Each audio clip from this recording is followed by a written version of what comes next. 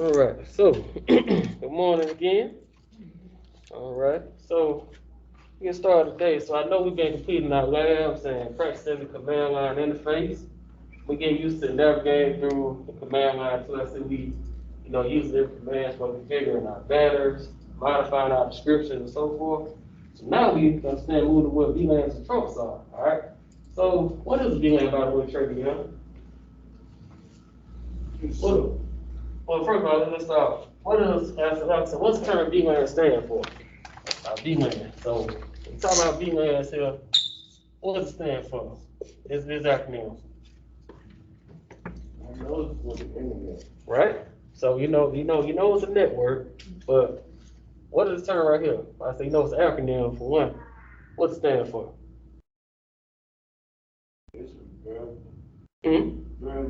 Virtual. So what it's a virtual network. It's a virtual local area network. All right. So that was out a little bit, Amanda and TC. So tell us, how does that VLAN actually operate?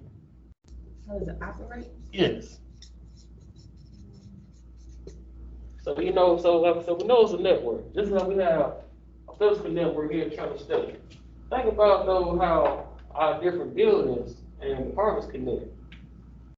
Think about that. And guess what? Our different departments such as like the auditorium, admissions, no education over here, automotive back here. All those operate on separate VLANs. And guess what? You can set those up on the same switch. So what a VLAN is, I'm gonna go ahead and write this down real quick. It's a virtual local area network.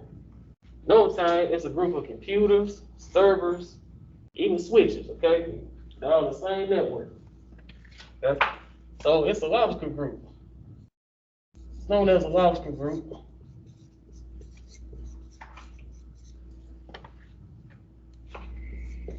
You're gonna say workstations and servers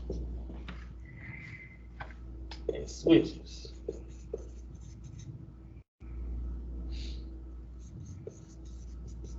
They appear to be on the same local area network despite their physical location.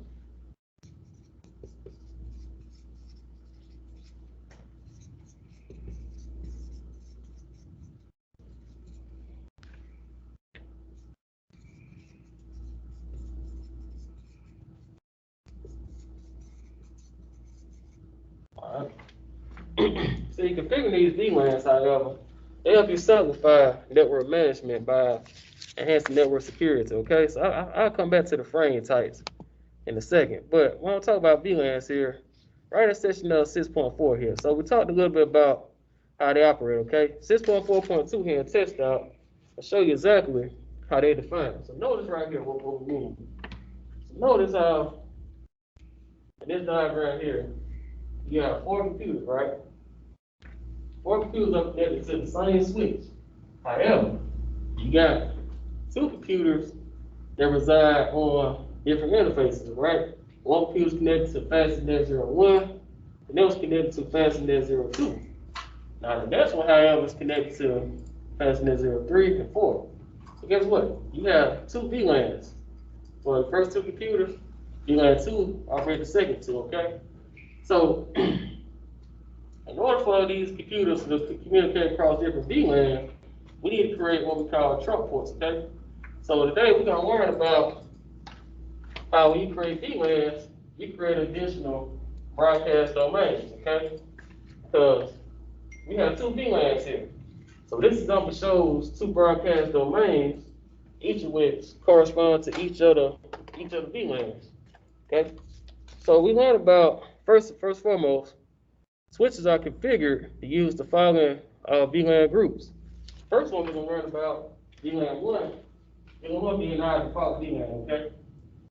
Okay, then we have our normal VLAN range that extends from 1002 all the way to 1005, okay? This is our normal VLAN range.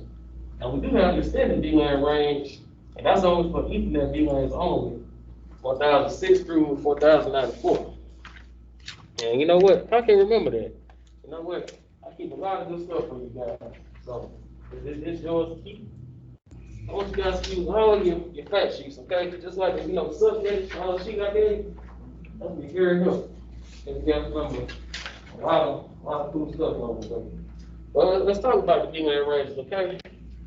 So we know that VLAN 1, however, is our default VLAN. VLAN 1 is our default VLAN. Okay? So this is our default VLAN, okay? You can use this VLAN, but it cannot be deleted.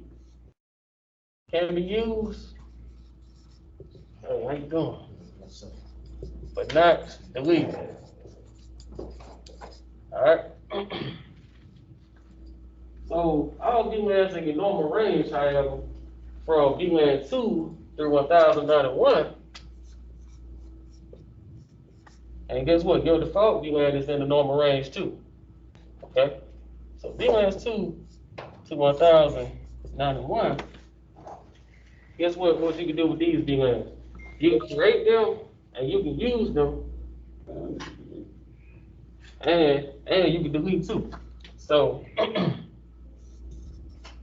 they can be used, created, and deleted.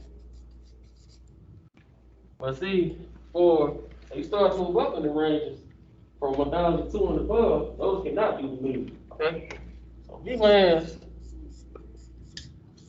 1002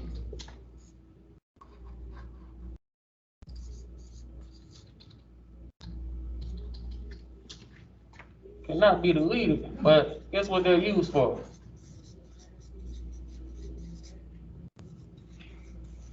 They're used for what we call fiber distributed data interface and token ring. I'll put that on the board for you too. FDDI stands for fiber distributed data interface.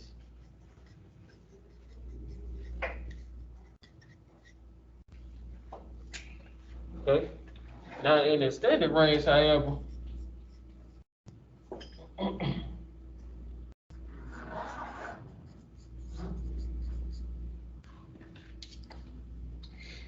Ethernet VLANs only.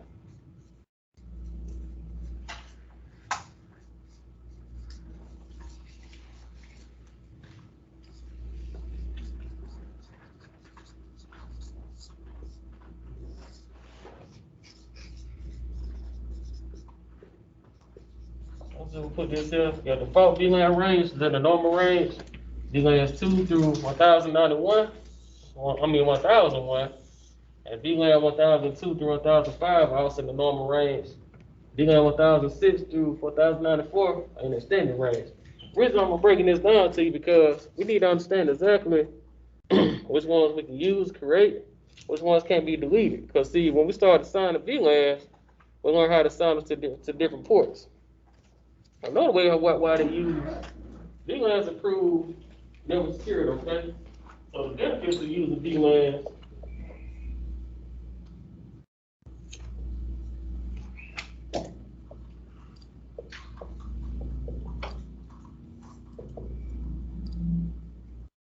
there we go. So they're gonna simplify network management and enhance network security. For what? These two examples here.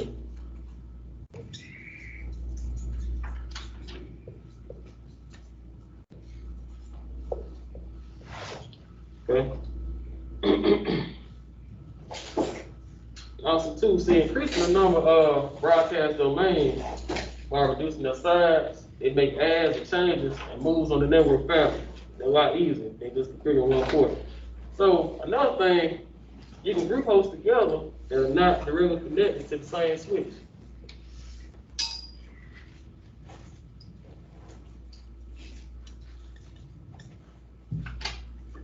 You can group hosts together that are not connected to the same switch. Okay. Creating VLANs is the easiest way to connect ports, okay, for different switches, different buildings, onto the same network and broadcast domain. This also prevents the need for adding additional subnets, okay?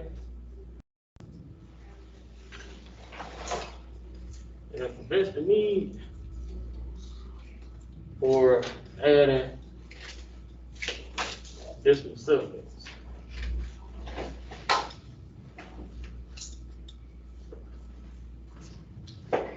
But guess what? By surprise, they're real easy to configure, all right?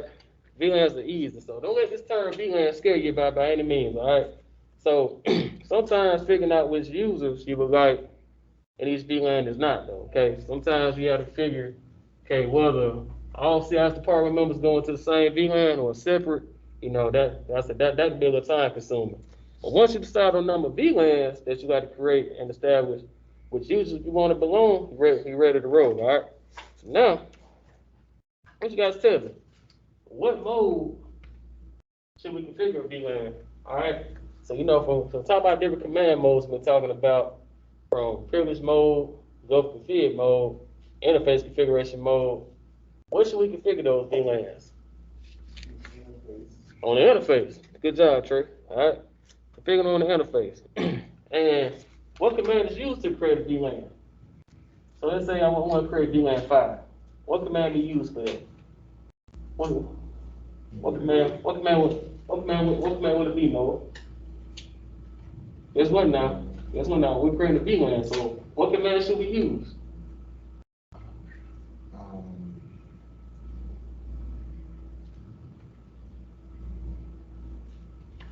Guess what? See, you create a VLAN. That's right. We'll still just use the VLAN command, all right? So, you still just want to use the VLAN command. Maybe this is a different color. So that's okay. You're gonna create VLANs